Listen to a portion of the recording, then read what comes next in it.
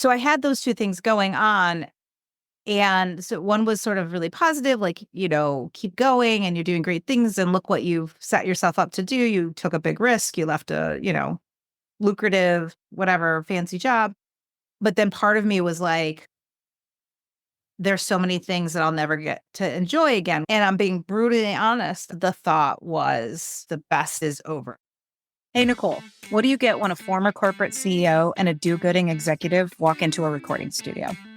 Well, Erin, nothing, because the two of us are usually on my couch or Zoom because wine.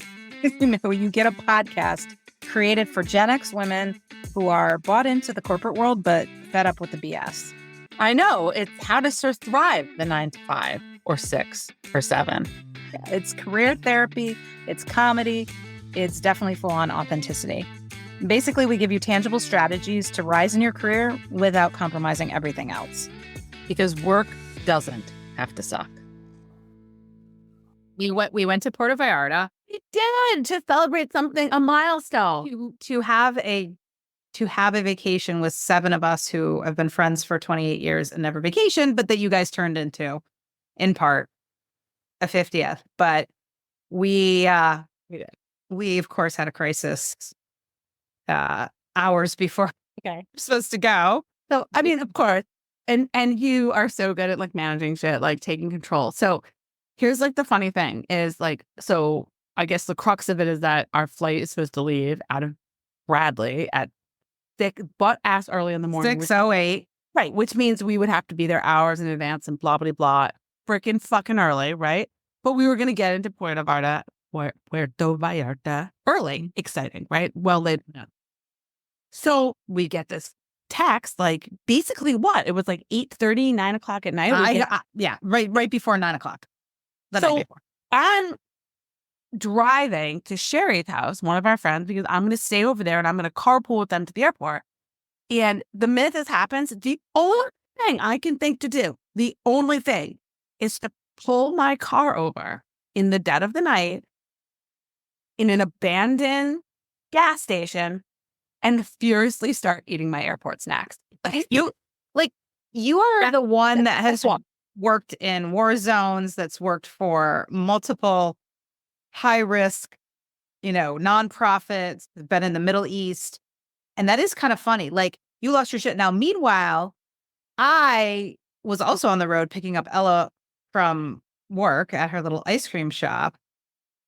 But God, some fire in me was like, oh, fuck no, American Airlines. This is not how this is going down. I think I knew that I needed to like not freak out, like engage with the group, but like for some reason, not take over. I needed gummy bears. Like the gummy bears needed, like I was sitting there in my car, maybe 10 minutes from Sherry's house. And rather than I continue driving to Sherry's, I pull over, flip open the app, open my bag of gummy worms, and like that for the next half hour. Like I proceeded to like group text you. Jen was definitely like half in the bag. She was having a hard time figuring out what was going on. Sherry had her daughter on it. I don't know. It all worked out, but it all worked out. We got there, two separate, where there's a will, there's a way. 4 of us got on different airline. I only got partial money back, but whatever.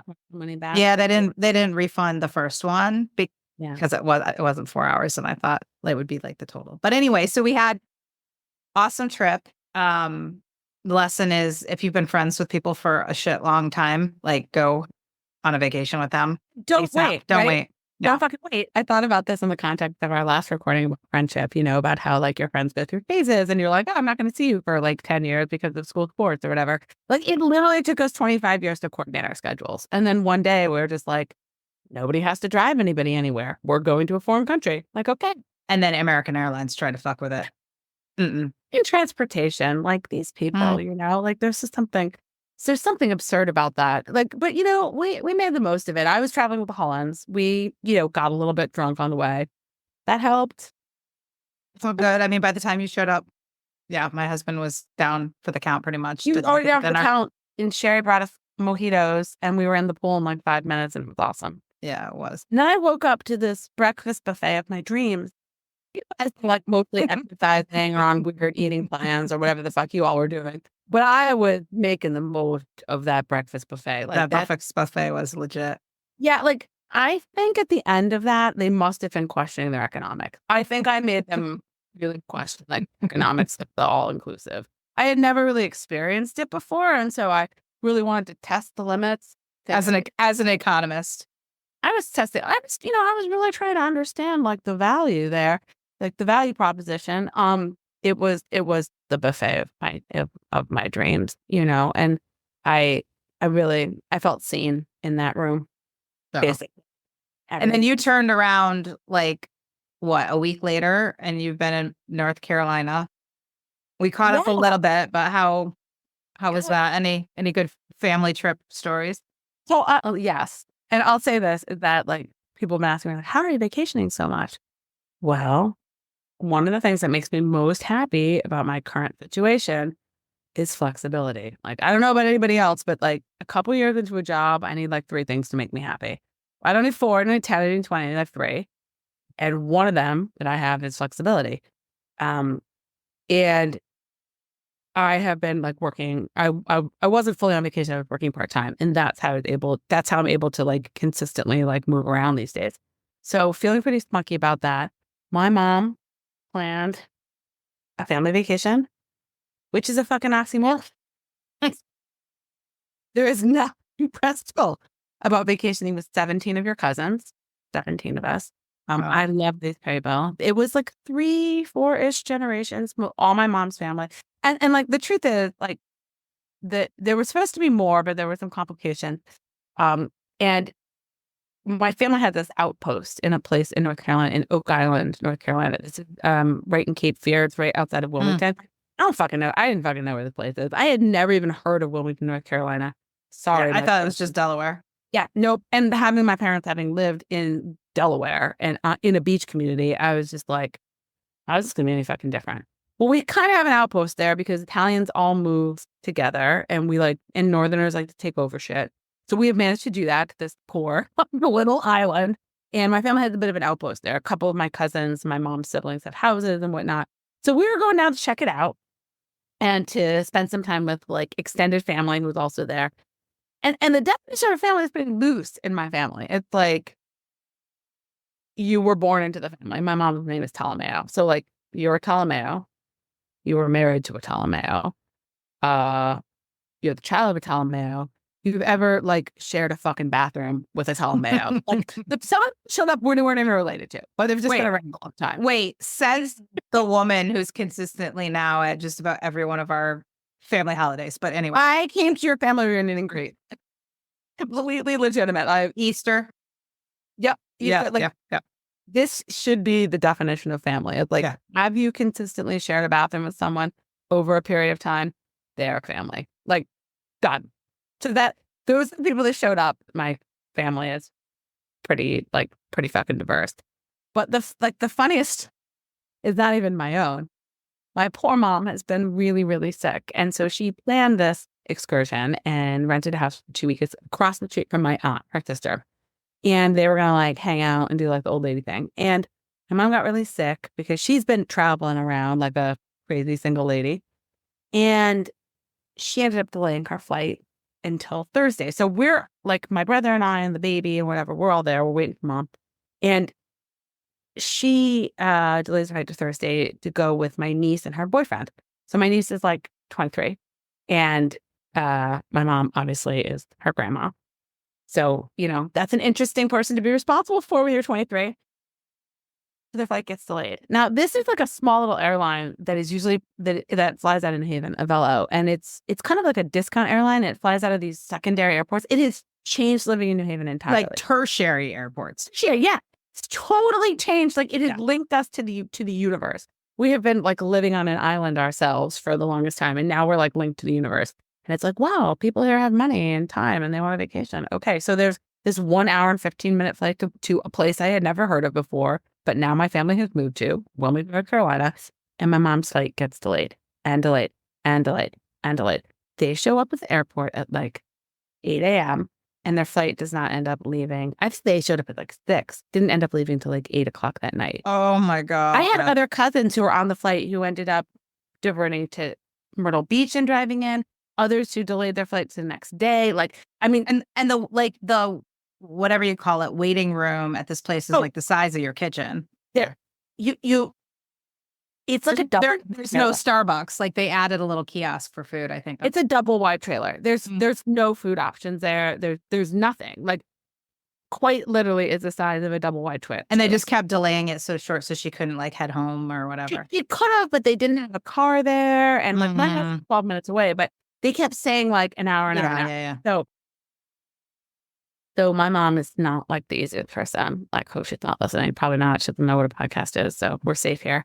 But as my niece tells me, she's like, Grandma wouldn't stop talking. I just wanted to like put my headphones on and watch a show. But like your mom constantly has to be talking. And I'm like, yep. And then she's like, and then she was getting hangry and it really had to be managed. So they Uber Eats Pepe's Pizza. Now, Pepe's is the New Haven. I will reiterate, pizza capital of the United States. This is like the pizza place, right? Didn't even know they did line out the door at all hours. It's 100 years old. Like you wait for 5 hours in line. Like did not know there was an Uber Eats option. Apparently, young people do. Uber Eats like shit in the airport. Then they got the pizza. How do they protect it? You need security detail probably when that thing arrived. The boyfriend Mike went out, met the fucking pizza guy, like left security, met the pizza guy. And then brought it back through security. But you need security because the people all probably wanted to freaking steal the slice at that point. That's the best part is they get this pizza. Hangry grandma is like so excited. Mike and Abby are starving. They get it through security, like literally through the machine, like that. Emma, that's it. Like out the pizza. Bulgarian woman who was like a nanny or something, and now they like exchanged like. She's like 20. They exchanged numbers. Now they're like BFFs. And the woman was like, I'd never had pizza like this. Like the most amazing pizza I've ever had. Like I think she's been living in Connecticut nanny or something and didn't have pizza. Like, I don't know. It sounds like slave labor, like bad. Like, yeah, not good. But my mom like then became like hero. And then Mike, the boyfriend, he's like, but I was still hungry. Got pizza, put that shit through the security machine. And then my mom gave it away. Like so typical. Renora, order 2 next time. Order 2. Order fucking 2 pizzas. If you're gonna, I mean, that's straight gangster New Haven. Yeah. Like he ordered fucking Pepe's to the airport and ate it in the airport. I was like, you know what, gangster. Like I love it. Apple doesn't fall far. Nope, love it. I was like, we're doing good. So that was on many regards like the highlight of the trip. But also, I just want to say, North Carolina is a very evolved place. My favorite place I went to on this island, it's like a barrier island that I don't think there's that. I imagine it's like what the Cape was before people realized it was awesome. Yeah. Right? I went to a place that was a market, an arcade, a bait shop, private pier, a bar, and an arcade. And I was like, why the fuck don't we have that in Connecticut? That is just some goddamn genius right there.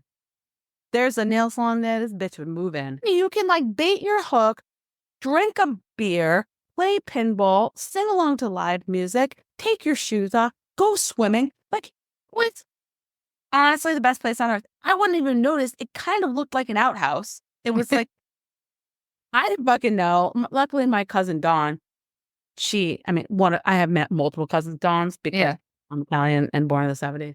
One of my cousins, Dawn, who was there, is like a party person and she knows a lot of shit. So she was kind of like advancing the socializing there. I would definitely go back with her. She's a good time. Bait shop, arcade, bar, pier, live music, market. I'm down. What was the name? I have no fucking idea. We could have had a sponsor, you dumb.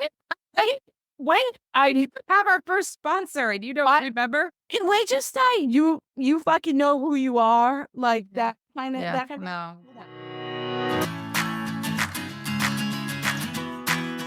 Hey guys, Erin here, and I have some exciting news. So I have been working on my second book, The 50% Rule, for the last few years.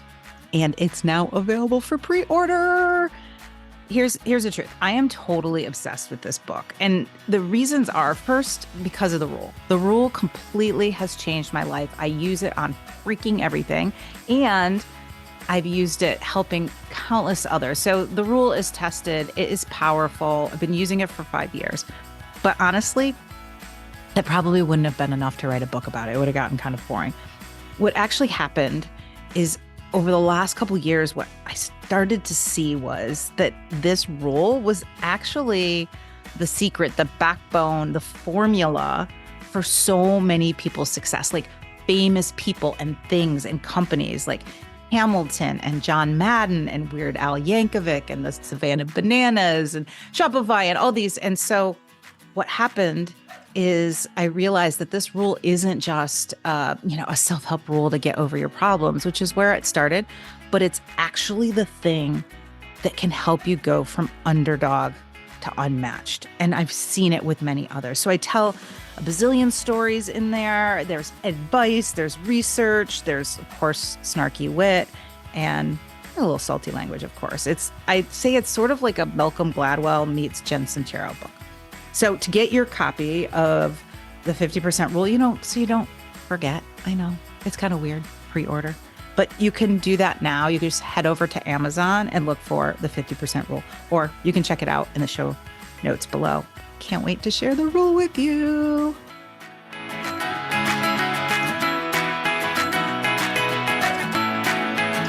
I've been thinking a lot about, how to do things differently. And I think you're the first one of my like really close friends to like reach the 50 milestone. And, I'm not trying to be like morbid or anything, but I really do. I mean, I really do, wonder if in your like first week of 50,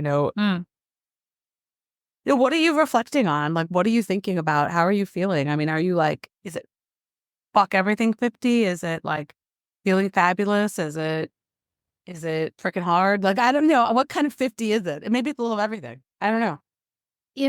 I started my reflection probably 6 months ago. So I kind of feel like, which I think was a good thing. And there were two things that were just hitting me really hard, let's call it this winter.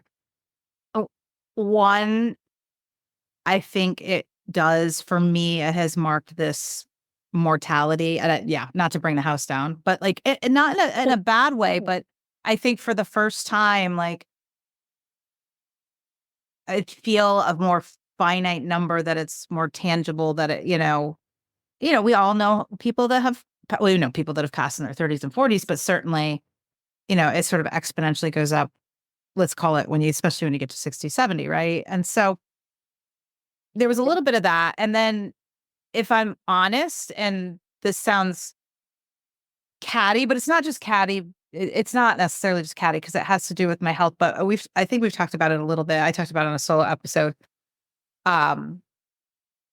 I went on a trip to Cabo San Lucas end of January. It was sort of a dream work trip. I was, reunited with a former coaching client of mine who's a CEO, and she asked me to come speak at their sales conference and then lead a workshop. And she's like, "Oh, by the way, it's in Cabo, San Lucas, and it's an all-inclusive resort." And it's funny, when I was there, I had, seriously, I'm not making this shit up. Because I was by myself, Manny couldn't make it. I was sitting out on the beach. Whales were jumping everywhere, because it's like that time of year. And and this kind of gets to some of my reflection, I was truly having like a very mindful moment. And when I say mindful moment, like, it was about 5 years since I started my business. And as much, people say to me all the time, "You're crushing it," or you're, a lot of people, "You're famous." Like, it's because like their friend on LinkedIn knows me or whatever. So that's their definition, but whatever. 1,000 impressions on a post last week. You are famous. Oh yeah. So famous. But it's also like, there's a lot of down points, like, financially, I still have not made what I've made before. And I had, first couple of years I was making like, $40,000 a year net. And I've had times where I feel totally comfortable. And then I've had times where I go to the grocery store and I like want to throw up my mouth because I was like, oh my God, I haven't paid myself in 2 months, because I've got to cover expenses and all that. And so I just kind of felt like it was like the universe that was rewarding me. So if I continued the story, there was two things going on in Cabo. There was that, which was powerful and positive. And I'm being brutally honest. I also was looking at my body in the mirror and just and depressed because the thought was the best is over. And I know that sounds catty, but I didn't feel comfortable. I didn't feel comfortable. I didn't feel comfortable in my shorts. And on top of that, I had this chronic back issue that was like more than just me worried about like how I looked in clothes, right? Like I was in the ER twice in the last year because I was completely paralyzed and couldn't walk. So I had those two things going on. And so one was sort of really positive, like, keep going and you're doing great things and look what you've set yourself up to do. You took a big risk. You left a, lucrative, whatever, fancy job. But then part of me was like, there's so many things that I'll never get to enjoy again, whether that's, just feeling comfortable in my skin or not having my back pain or whatever.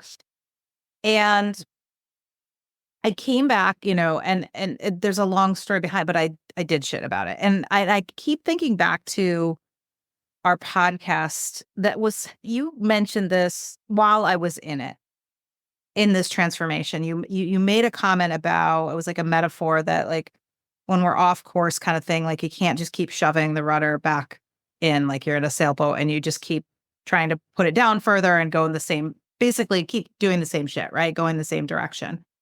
And it really stuck with me because, like I said, I had sort of gotten curious, gone to the, functional medicine doc. I now am part of a health program. I've changed up my exercise routine completely. I've left behind the running and the HIIT work and now focus on walking and lifting, and just really got curious about and basically learned that the best isn't over. And, I feel stronger just in 4 months than I felt maybe possibly my entire life. I've definitely been skinnier, but I feel stronger. And so as I headed into 50, I feel so blessed because even though I'm talking about in that situation, my weight, but also my back is my health, right? We'll call it all components of my health. How you feel physical. I proved that life isn't some linear downward curve. And if that's the case for my health, then why isn't that clear? Like, which to me is the hardest thing, because that's a physical, like, to me, there's not many things let's call it headwinds that you're fighting against when you get older than the physical part of it, right? Let's be fair, like problems, because we're talking about problems, right? Things you can solve with money, that's not a fucking problem. It might feel like a problem, a problem. Things you cannot solve with money, like you're aging, your body is changing, your health, right? Chronic health issues. Like you can put some resources to help you solve those problems, but it's not going to necessarily solve it. There's no silver bullet. So for me, those are real problems. Yeah. Yeah. So for me heading into 50, and maybe that's one thing to think about is like reflect on this shit before you hit that milestone, because that milestone can get in your head. And I feel like I have so much momentum going into that. And I already believe that with what I'm doing. The other thing that's really been sticking with me, I interviewed, it will have come out, it comes out next week. So maybe just before this episode, Maritza G. And one of the things she tells this story about how she's always celebrated her son's birthday with a theme, even since he was little. So it might be courage. It might be like, there's always a word of the year that she associates with the birthday, which I think is just absolutely brilliant. And this year, I think he's similar ages to Ella. Now I'm forgetting I think he might be 16 or 17. He's a teenager. And the word is believe. And I watched Ted Lasso. We all saw Ted Lasso, the believe poster on the top. You still haven't seen it, have you? Oh my God. I don't know how we're friends. Can you, I wish Apple was easier to hack in. Buy it for a freaking month and watch Ted Lasso, and then we can continue to be friends. Or I will just come to your house and watch it. Okay, thank you very much. You can do that. You can do that. And I'll come to your house and watch Godfather and The Sopranos, neither of which I've seen. So anyway, it's funny. Little things are hitting me, I think. And when I think about Believe, and I think about my business and entrepreneurship and the speaking career and what we're doing with the podcast and the brand and all the like dreams and visions, I'm not fucking around. Like, I simply believe. I simply believe. And it's funny because it's so easy to get caught up in metrics. Like, I joke that people are like, you're famous. Like, I'm not, we're not. Like, yes, our podcast is well above average. We're in the top 2%. But you know what? I see all the time people are like, we had 1 million downloads. Like, people, we're not, I think we're maybe we're approaching 100,000. Like, and we've been doing this for 5 years. So we are not horrible, but we are not superstars, right? If I look at, any of my social media. I'm sorry to the universe that we're not, because we'd be great superstars. Just saying.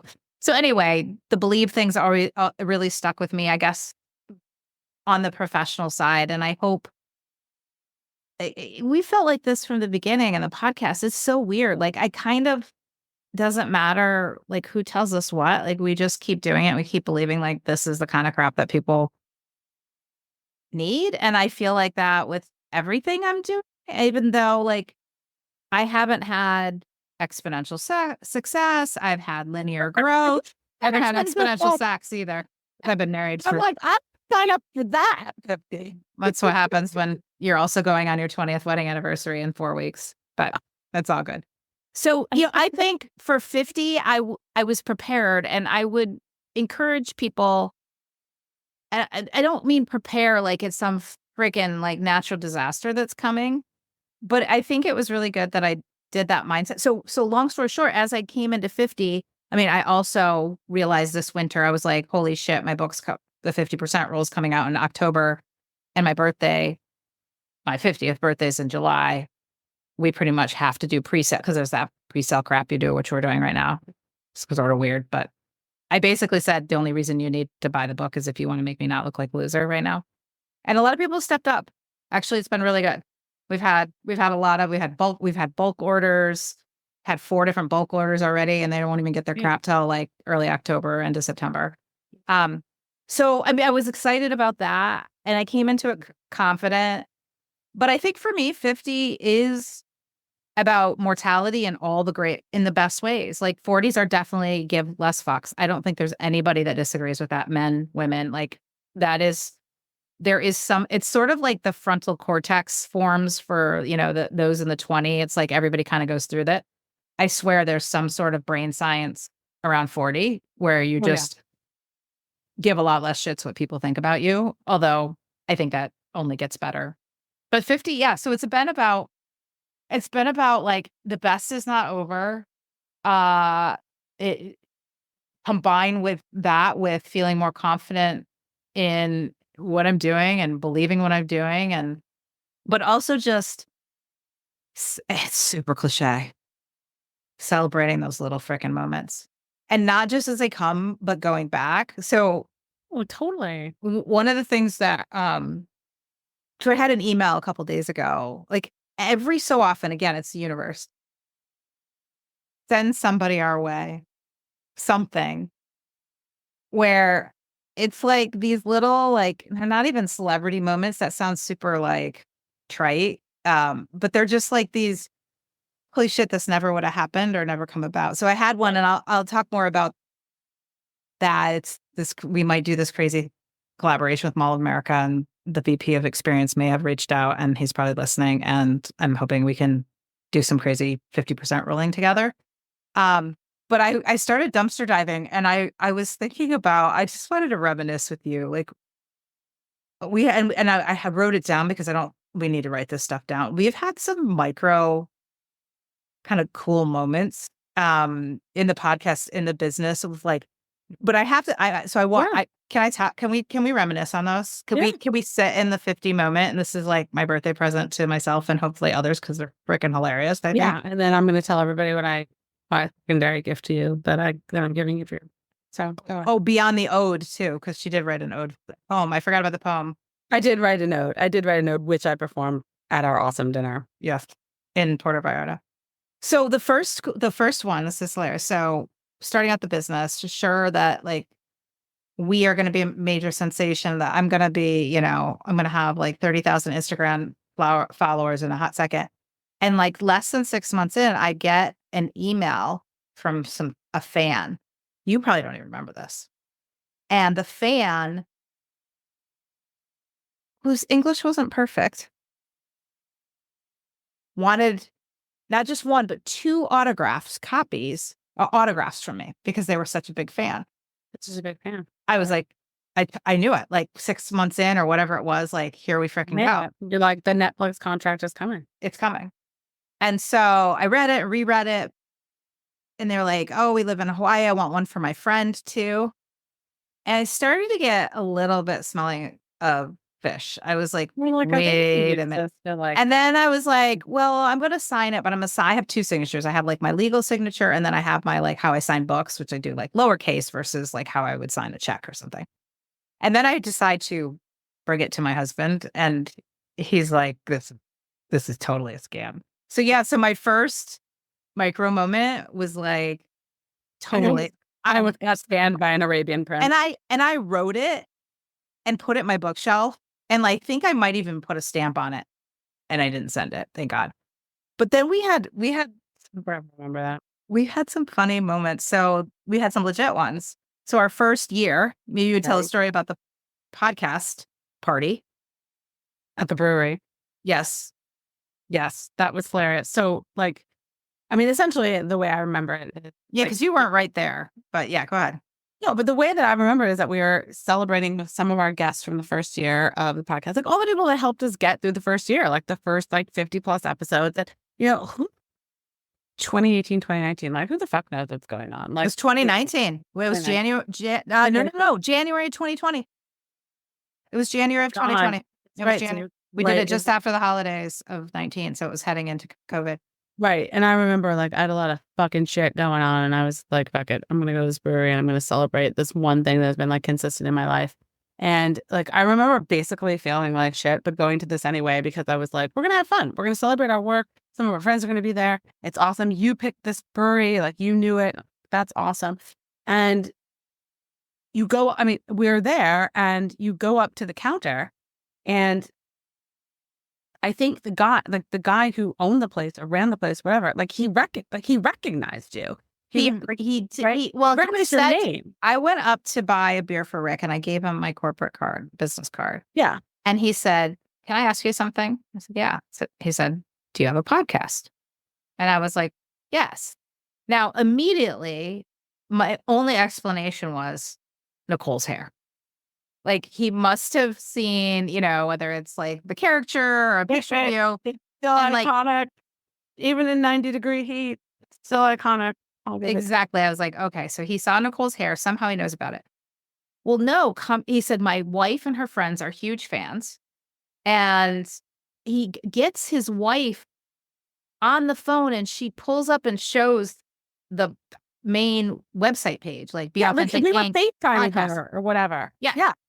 And it wasn't you that he recognized. He recognized the brand name when he saw the corporate card, which is crazy because it's not even the name of the podcast, right? And I love it. You're fluffing up your hair. Oh, I'm like giving them giving them the hair. Okay. Girl, I mean, that's just the thing though. Like, not only are you iconic and like your humor and your style, but like this is a dude who clearly listens to his fucking wife. Like, wow. Yeah. And like pays attention to shit. Like, holy shit. I was like, if you weren't married, I'd be like, hey, go up. That was that's not shocking. Like, we're semi-famous, but like I met the one dude on earth that actually listens and her friend, right, and cares, and he's slinging beers at the brewery. Exactly. I thought, you're an evolved human. Like, I have faith in humanity, and again, I can keep going. That was so fun, but it was fun, and here's the funny part: like, one might think, okay, now like our trajectory is just going to be straight up, but it's like, it's gone incrementally up, but it's just so funny those little, and then I was looking back on Yeah. I was looking back on text. So there's a bunch of these like little random. So you texted me one time and I pulled it up because I was looking the other day for my Richard Simmons picture and I ran across it. I mean, if you don't know, Nicole's texts are iconic and we do share some of them in the Because Facebook group because they're iconic. And some of them are even still on the Twitter. Oh, which you need to get on the bird. Get them off the bird. So this is the text she sent me. I didn't keep the date stamp. It was probably 3 years ago, a couple years in. It simply says, and by the way, my kids even know when it's you that's texting because here's the signature Nicole text. There are always at least 3, probably 5 texts that come because it's like I text in staccato. My mother says this too. That because I don't write long texts. I write like staccato thought, like during it's like ding, ding, ding, and I'm like, okay, it's Nicole. So that there's 4 of them. It says Wadsworth Athenaeum. I am sitting next to CEO of NPR. He just subscribed to our podcast. No fucking joke. I think he also bought some nude art of me. So, I mean, that was a good Erin Nicole day. Like, boom. I don't know. I'm just having fun. Like, let me be fucking 50 and have fun and talk about these stupid moments. And it's, again, you guys know me. It's not because I'm like bragging. And if nothing else, I'm making fun of like, no, I mean, this is as good as it gets. But do you remember when I got I think it was email. It might have been a LinkedIn message. It was a LinkedIn, maybe whatever, from one of the producers of Last Week Tonight. I do remember that. Which is like one of our, especially at that time, one of our favorite ever. So yeah, one of the producers. Now he was not asking me to be on Last Week. Last Week Tonight is with John Oliver on HBO Max. It's hilarious. It's like a late night show. You haven't seen it. It's amazing. I have seen. You might want to lean left if you watch it, but and again, I was like, the Netflix special, it's coming. Oh, because there's one before that too that got me like super naively excited. And he reached out because he saw that I was like a coach, like he wanted a career coach and he was thinking about leaving. I have to look him up to see if he's still there. So he was like one of the more technical producers. So he worried about like things like legal and all that boring shit. He wasn't like one of the creatives, kind of done and miserable and had these like passion. Right. And so we actually got on I met him. We got a call and we talked through it. He didn't end up moving forward, but whatever. He's probably just cheap. I'm not cheap, but so that was freaking cool. But even before that, going back to the first year, I'll never forget too. There was a time when Caitlin was still sort of working with me, us, the kids, whatever, nannying / like helping with the business. And it was very early on because we were watching like who subscribed to the newsletter, and this guy Ross Katz, Katz did. And I don't know how we knew, but we weren't. It's not like we look up everybody that subscribes to the freaking newsletter. But for whatever reason, we thought he's like a major movie producer. Yeah, I remember that. I also remember that. Yep. And we even like forensically like looked into his email to see, is it just coming from like, the generic like office of Ross Katz? Right. It wasn't. And I can't remember. I don't think we ever connected. Really but again, I thought I was sure that Netflix special was like percolating, but it didn't come to fruition. You were like, I'm sure they're after us. So it's just been, I guess my point is, one, it's fun to give sort of some of the inside scoop. We haven't talked about like some of these random moments, but honestly, like when I was reflecting on that today, I pulled up your text and like I said, I had this other crazy email this week and hopefully will lead to some really fun shit. I was just like, this is what it's all about. The moments, the little moments that lead up to the big. It really is. It's so cliche, but it really is. Like, I mean, I think also this podcast has had an effect. It's at least had a great effect on me. And I think it's deepened our friendship. It's given me an opportunity to feel like I've had a creative outlet, a place to like record some of my deepest, funniest, strangest, most ridiculous things for all of eternity, even for me to go back and listen to again and be like, oh my God, I said that. That's interesting. And to think about what that could become, a book, a feeling, like an ode, whatever the fuck it is. But like there's a legacy, and like a legacy of like our experience and our friendship with broader themes. Like it doesn't just serve us, it serves others. It is like truly, I think it has been a model for others. Like, people have said to me many times, like, boy, I really wish I had a friend like that. Or like, I do have a friend like that and I should spend more time in conversation with them. That is the thing that I hear the most, which is because I'm like the secondary partner, right? Like this is not my brand. But it's like, I hear people say, that's the kind of relationship I want with someone in my life. And I kind of think this is like, you don't have to record a podcast, but you can have intentional, awesome, funny, dedicated conversation, Well, and that's some capacity with and the funny part is that's how it all started. Hey, Erin here. Look, I am so happy you're here, listening to the Because Work Doesn't Have to Suck podcast.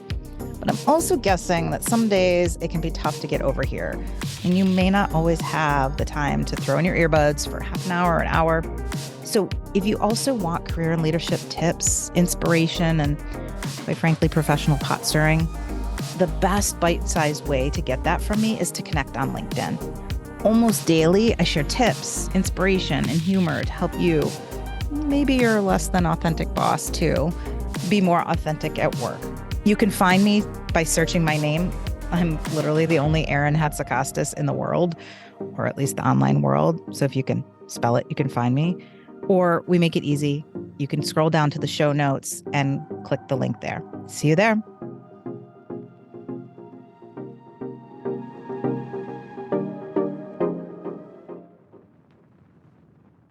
This is how it all started. I know some of you have been listening forever and hopefully forgot because, like, whatever, you're amazing. But a lot of you are maybe newer and listening. This all started simply because I remember sitting in a room, probably down at your house. It was down at your house. And us having a conversation that was the biggest fucking roller coaster ever between intellectual, deep stimulation and the most, trite, potty mouth, hilarious humor that didn't stop going up and down. And I remember thinking two things. One, I feel like people might enjoy hearing this because it's just, I knew I like this girl. I just knew. And two, I want the world to know, Nicole. Like, I just felt like you're so unique, so special. And I don't think enough people have the time to always see that, right? Because it takes time to sit in it and reflect on it. And in this world where everybody's transacting and, doing Also, that like kind of stuff. trying to get a word in and like Yeah, most in people a reunion. and most people at our age operate group dynamic. That is not my preferred state. Like I am much better one-on-one. I'm much more delightful one-on-one. And a lot of people are. And like the other thing that I feel like this podcast has given a lot of people, and there's many podcasts out there, but I think there's not many that have been open themselves up basically to real-time therapy. Like I've always referred to this as like the virtual couch, and that this is like real life work therapy happening like before your very eyes. Like I am someone who has really siloed myself. It's partially what makes me interesting is like I have a lot of individualized friendships and relationships. And, I'm a mind your own business kind of person, like not my fucking business or not your business. Like our relationship is siloed in a way that it's like deep and meaningful in that context, but you might not know the whole me because the whole me can be slightly terrifying. You had like a part of me. And like, that's how the relationship goes, but it's not necessarily like the full Monty.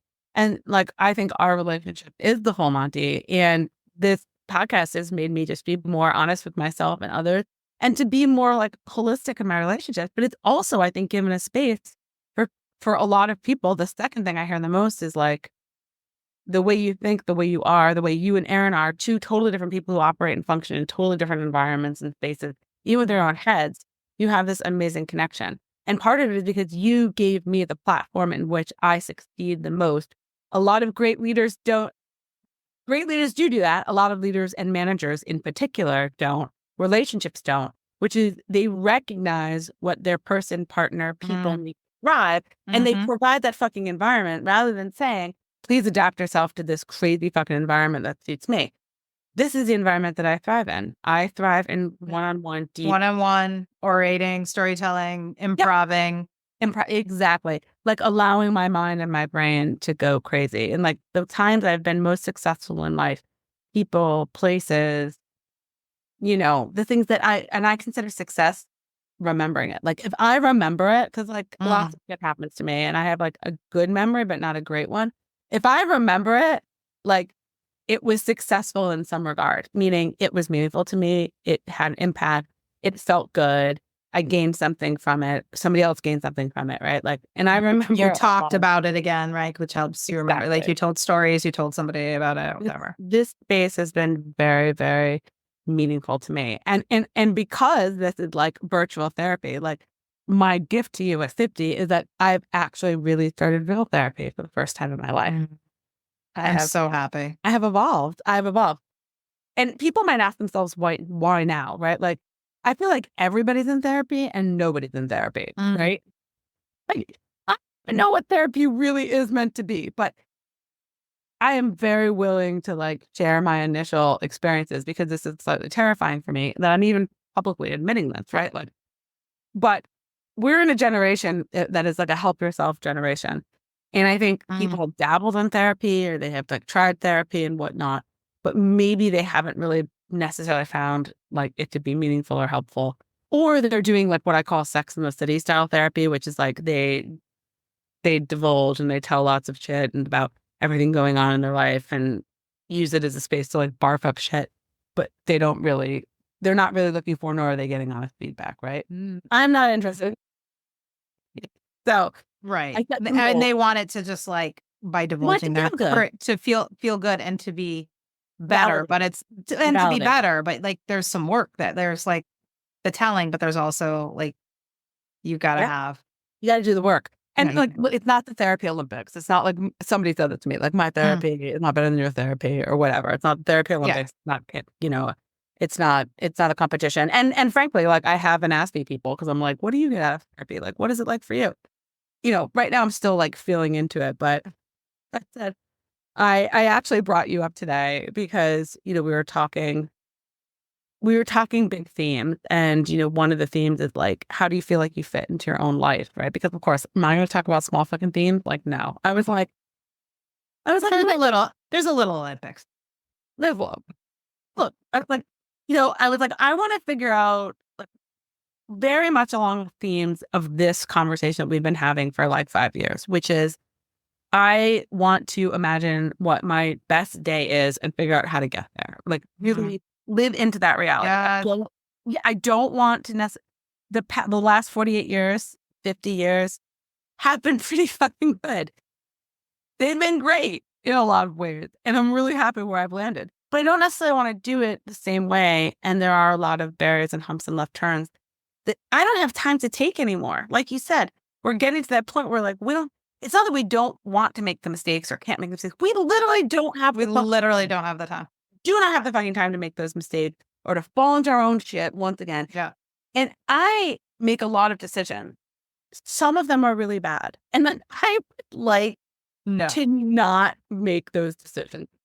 Like goal number one. Like don't really want to reduce those errors. Like really just skip over those things. Just move on. Like, and some of it is like pretty funny. Like, you just don't want to, you don't want to like look at yourself in the mirror or like look in bed at somebody else and be like, what the fuck am I doing here? Like that I don't want to do, or the jobs or all of that stuff or like wake up miserable every day. So we are definitely talking about big things, but he was like, we were talking about like relationships, of course, because I like to talk about relationships. And, I was like, if I was to name like the people who I think serve me, but not like, but are healthy in the way they do it. Like they're people in my life who give me something. They call me on my shit. They show up for me. I trust them. I feel like I matter to them. I feel seen. I feel like they're people, but also it doesn't feel extractive, right? Like it's not, they're sacrificing themselves. They're not a martyr to do. You're not a martyr. Like Yeah. it feels like a healthy, even relationship, you know, and they would notice like if I disappeared before I got eaten by cats. And I was like, Erin, number one. I was like, no, like, you know, still working on that. One, Erin. So you did come up in therapy, but like, you know, that is honestly a reflection of this space. So if you're wondering like what's been going on for the last 5 years, or you're new to this podcast, or we're sitting here like reminiscing and you're like, how fucking useful is this? It's like, you know how fucking useful it is? It has made me feel brave enough to start having like a conversation where I can lay it all on the line with someone and work towards some big goal and, you know, do the work, collect the data, and like basically like outsource. Like I'm like outsourcing my motivation here. Like I need to fix some things like, all right, I'm going to call him HD. Bring in the troops. HD, therapist, HD. You know what that stands for. Yeah. I'm bringing HD in, and he's like on my side and he's going to help me out. Like I need to organize my thoughts a little bit more. Maybe give him the podcast and be like, look at this. Like you can see the crazy. But that is like another, I would say, like gift to me, but also to the space of people that it's like, I'm actually going to try to do the work and figure out like you, what does the next decade look like? You know, And how can it be better? And I love it because you've got start thinking early. You said start thinking early. so that's what exactly what I was going to say. You have a year and whatever, 8 months, 9 months, before your 50th. Not that I would ever like place a stamp, but there is some gravity to that. It's not all bad. It's gravity, and so I think it's something we should keep checking in on. Like, and I don't want to call it goals because that's, you know, we don't talk about fucking resolutions and goals and all that shit. Like we have to either name it something else and have it be the same or New Year's, whatever. whatever. Therapy dares. You said a couple times, you're like, I just like the theme for me is like, I believe. Is that cheesy? Are you making fun of? Is it cheesy? Like, No, I'm having a total Gen X moment, okay? Because I was really, this is why I'm in therapy. I was really fucking trying to focus on the message. Because, okay, everybody, we don't rehearse this shit. And the only thing I could think of was like possibly the greatest Gen X movie of all times, which is Lost Boys, which is like the Breakfast Club with vampires, right? And there's a scene right at the beginning. We're on the boardwalk and there's that guy playing the saxophone who's all hot and oiled up and he has like a chain. don't remember. Keep dog going. collar. Yeah. Okay, listeners, if you know this scene from the Lost Boys, please comment in the Facebook group because I know you fucking know it, right? Corey Haim, Corey Feldman, like his brother, Jason Patrick are there. Like, I mean, it has all the greats in it. For Sutherland's in it. I could go on and on. But like, they just moved to this like vampire town and they're on this boardwalk and this guy is like literally playing the saxophone with his oiled up hot body and like party mullet and a dog collar and he's singing this song and he's like, I believe, and he's just like belting his hobo playing the saxophone. And I really do think that it's an iconic song for our generation. And so, and also I know his name is Tim Capello and I might have a CD that was signed by him that I found on the internet. Almost famous. And I know everybody desperately wanted to know who saxophone dog collar guy was. And I've just blown your mind because that movie is a really important part of our identity and youth. So, Erin, that is what you also brought up for me is like one of the greatest Hollywood Gen X movie scenes of all time. And I also believe, and I wish you had a dog collar. And you can envision that until you get into the 21st century and watch Ted Lasso and see the believe sign. I'm going to get a saxophone. You can stay. But I am going to get a saxophone.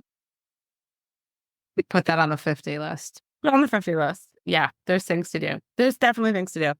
I'm really glad we connected today. I don't know. We also have lots of ideas of productive stuff that we're going to talk about in the near future, but this was not the day. Also because it is quite literally 100 degrees in my house and I'm slowly melting like the Wicked Witch. So all her advice would be probably. Oh, it would be brutal. It would be absolutely brutal. Like, yeah, like it would be like Principal Skinner and like The Simpsons, like the shades would draw down and we'd all be like back in Vietnam. That's how we're working about. I'd be like, we're doing goal setting this week. Here's what I think about your fucking goal. Oh my God, I love you so much. We love all of you guys. We hope there's some part of this. I mean, with all of this, we hope you just Yeah. you ride shotgun in our stories and our thoughts and our feelings. And honestly, like, take the thing out of this. This is what I do when I hear, even when I listen to podcasts about like building a startup, I'm always like, all I hear is the thing I need to hear. And a lot of times it's that mindset thing. It's that that dragon I'm fighting with, Yeah. hopefully we helped you slay one of your Be dragons. Yeah. Right. And like, I have some really funny things that are like boiling up inside of me. And I feel like the next couple episodes are going to be both hilarious and helpful. And you always have great guests. And so I'm also looking forward to that. I think there's a lot on the horizon that is awesome. And even though we're not at some like numerical milestone for the podcast, we are at we might even be, we just don't even know. We're going to be getting close to 50. This is when Rachel, our editor, just starts 300, close to 200. She's like, I'm going to dress up like, can you be any more ADD and like, no, I'm going to be like, I am totally going to scream Sparta like at the beginning of the 300th episode. Just saying. Hold on, our website's not loading very fast. Son of a bitch. We have too many episodes. Oh, we missed 250. That was like, who cares? Whatever. 300. So 48 more to 300. We're going for the goal. Yeah. Dip with us, boys and girls. We have a lot to say. 250 something. Yeah. Cheers. You go. And if you haven't watched The Lost Boys recently, please go do that and enjoy the sweaty sax player. Hey, it's Erin with a teeny request. If you have ever gotten any value from this podcast and you'd like us to stick around, plus you want it to continue to grow so we can kind of swindle bigger and more knowledgeable guests to join us and to keep providing you with tangible and inspiring actions you can take to achieve the career and life you deserve, could you please just take 1 minute to leave us a rating and a review? Those reviews go a long way in attracting guests to the show, and candidly, they really make Nicole and I's day. We see you. We really do. So when you have the time and inspiration, we'd love to see a rating and review from you. Thank you.